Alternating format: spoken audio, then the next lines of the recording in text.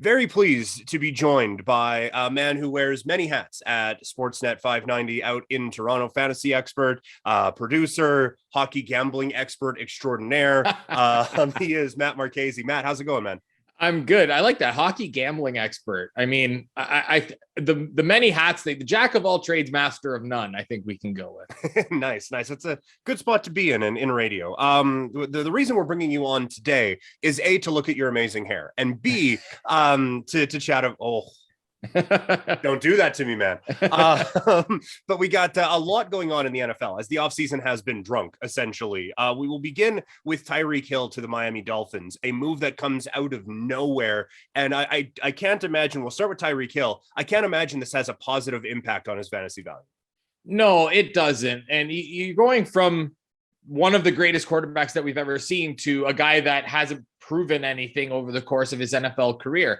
And it's not only that, it's Tyreek Hill's big thing is speed. And Patrick Mahomes is one of the best deep ball throwers in the NFL. Tua Tagovailoa is a decent deep ball thrower, but there's a lot that is left to be desired. Let's also talk about the fact that Andy Reid is an offensive genius, and Tyreek Hill is going to a place in Miami where Mike McDaniel is a new head coach. Some guys are really good coordinators. Some guys aren't good coaches. So we're going to find out really quickly.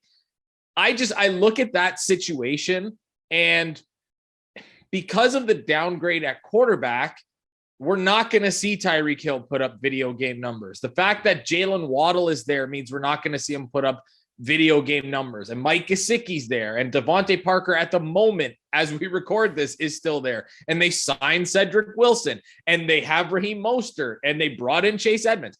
There are so many people in that offense that couple that with the fact that he's not playing with as good of a quarterback, and the fact that there are just more guys that they can throw the ball to, and I'm assuming they're going to want to run the ball considering where Mike McDaniel came from in San Francisco.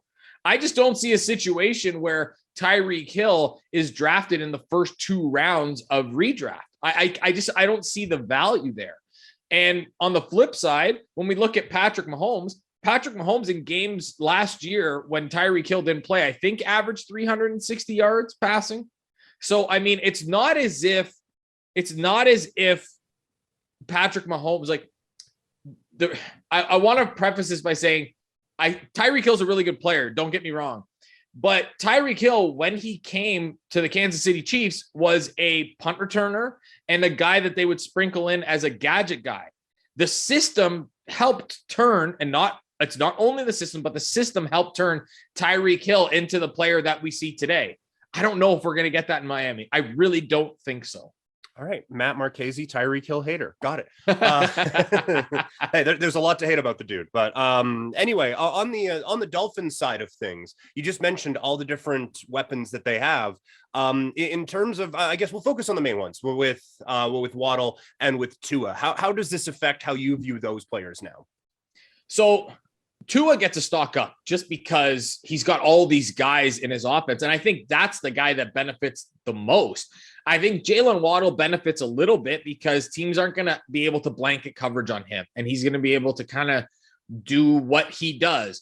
And when I looked at Jaylen Waddle going to Miami, I didn't love the fit at first, but I love the player. I love Jaylen Waddle in college. I thought Jaylen Waddle I had him as the number 2 receiver behind Marchese in that draft. It's well documented that I'm really a big fan of Jaylen Waddle. But I don't know if we're going to see that same type of production as we saw at the end of last year. He was incredible at the end of last year, but the target competition is not the same. Couple the fact that, like I mentioned, you've added Chase Edmonds, who's a pass catching back. You've added Raheem Mostert, who they want to do the ground and pound with if he's healthy. So I think what Miami has done is they have insulated Tua Tagovailoa to the point where he should be. I don't want to go out and say that he's going to be a QB1, but Tua Tagovailoa should be, based on the team that he has around him, a high-end QB2 with a chance at the upside of being a back-end QB1. So I think he gets the biggest bump. I think Waddle takes a hit, but I think the opportunity that he gets is better because he doesn't have to worry about blanket coverage or double teams or teams just focusing on him as the focal point of that offense.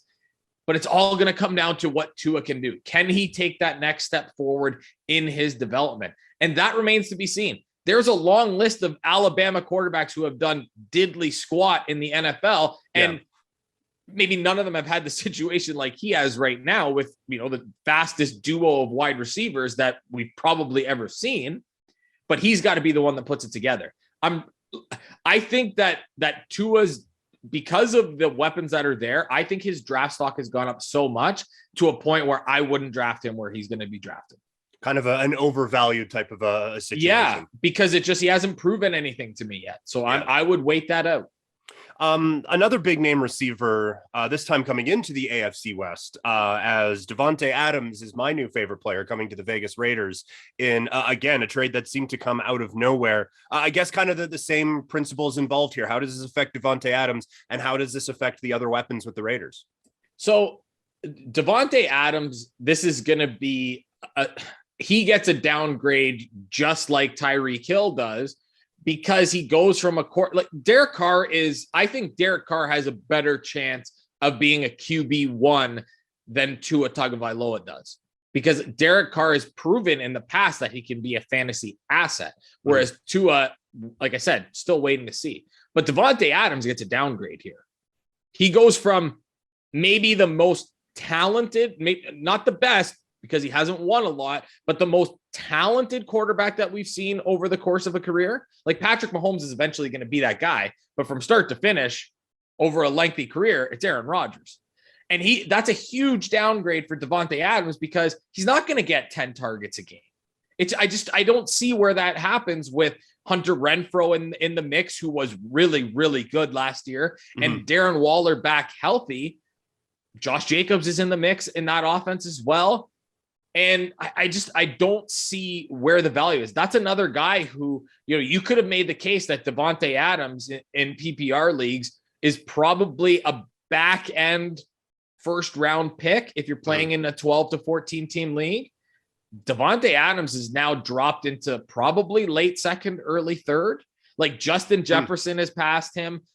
Deebo Samuel has probably passed him. Cooper Kupp has certainly passed him. So now you're into Devonta Adams, wide receiver 5-6 range, which is, I'll take that value, because he's one of the best. He's probably the best receiver in football.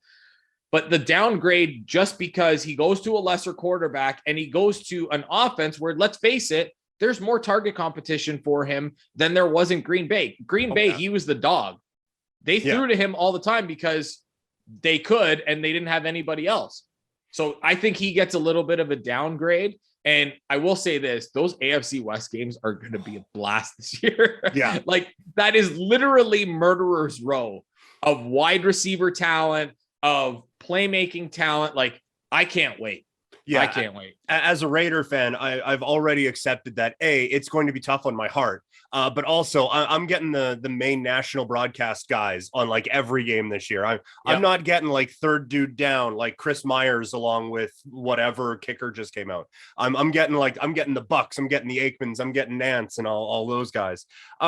Staying in the AFC again, DeSean Watson. It's tough to talk about football when there's the other stuff going on, but that is the purpose of this. He goes to the Cleveland Browns. There's obviously a suspension looming for Watson. So how do you approach that situation this year?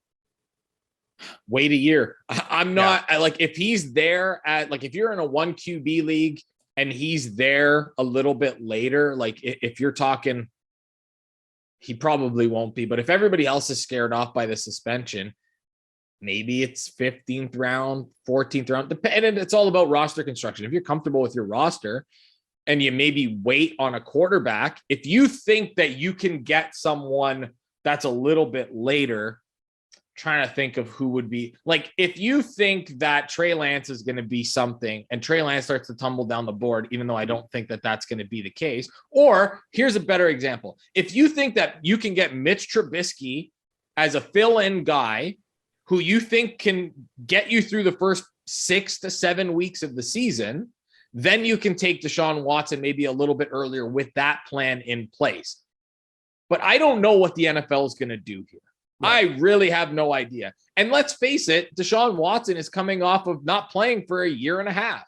He's not coming off of an injury. So that's the one kind of bonus that is baked into all this, is that it's not like he's coming to a knee injury or whatever. He's coming off, he's healthy from what we know. He just hasn't played. That could be a factor in all this, because it's going to be a year and a half if we assume that the suspension is about 7 to 8 games, which I think is probably around where it's going to be. It also depends on how quickly the NFL moves on this. I would assume that we will know by the summer what the situation is with DeSean Watson. Yeah. But he goes into a situation that he's never been in before. Like, he doesn't have the DeAndre Hopkins type alpha receiver that he had when he was in Houston, but he's got Amari Cooper, who's pretty good last time I checked.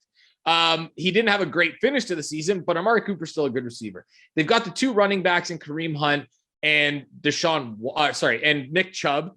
And DeSean Watson also might have another weapon coming in. Like, I don't think that it's out of the question that the Browns add another receiver, whether it be in the draft, via free agency, or in a trade. And they've also got Donovan Peoples-Jones there, who I thought was really good at the end of last season. I'm a big fan of his. So there are some pieces there. And if we're going to be completely honest, which we always will be, DeSean Watson, outside of DeAndre Hopkins, didn't really have much to work with. No. There wasn't a bunch of like Will Fuller was there, but Will Fuller, how often was Will Fuller healthy? There is a perfect example of a guy that could end up in Cleveland, is Will Fuller. Barely played last season in Miami. There was a disaster. And maybe Will Fuller is healthy for some of the season, just adding another weapon for DeSean Watson. And Odell Beckham said, I might be interested in going back to Cleveland. I wonder why. I wonder if it's because that Baker Mayfield guy probably won't be there at the start of the season. So DeSean Watson will add value for you, because I don't think anybody's reaching on DeSean Watson with a suspension looming. And depending on when your draft is, you may already know when that's like what the length of that suspension is. So I would say I would be comfortable with taking him a little bit later, because he could be a league winner for you. But I'm definitely not reaching on a guy that could be out for 7 games. Yeah. Quickly, because I know you got to get going. Russell Wilson to the Denver Broncos. We thought the Jerry Jeudy hype train was out of control last offseason. I would imagine that thing is already rolling this year. Off the rails. But I think the guy that gets kind of lost in all this, I love Jerry Jeudy. I think Jerry Jeudy was the best route runner in his draft class. There was no question about that. But I think the guy that kind of gets a little bit lost in all this is Courtland Sutton. Courtland Sutton, before he got hurt, was a really good wide receiver. Last year he came back. He struggled a little bit when he came back from injury. Then Jeudy got hurt, and then the stock started to go up a little bit. But he's had to play with bad quarterbacks. Russell Wilson comes into this situation with 2 really good wide receivers, an excellent running back in Javonte Williams. I was kind of, as someone who has Noah Fant in Dynasty, I was kind of perturbed that he was part of the deal. But Albert O, and I'm not gonna even try. I thought about it. I'm like, I'm not gonna try and pronounce the last name.